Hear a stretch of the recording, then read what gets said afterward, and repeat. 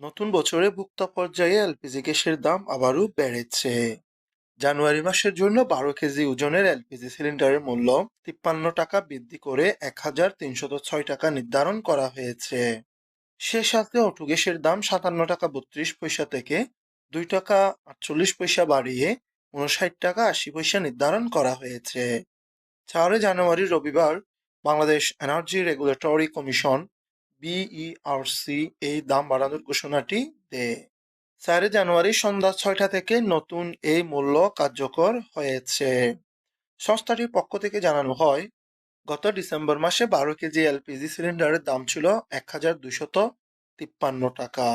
সেটা এখন আরও 53 টাকা বাড়িয়ে জানুয়ারি মাসের জন্য নির্ধারণ করা হয়েছে 1306 টাকা। এখন থেকে পরবর্তী নির্দেশনা না দেওয়া পর্যন্ত ভোক্তা পর্যায়ে প্রতিটি 12 কেজি এলপিজি সিলিন্ডারে বিক্রয় করা হবে 1306 টাকায়। সেই সাথে অটো গ্যাসের দাম নির্ধারণ করা হয়েছে 59 টাকা 80 পয়সা।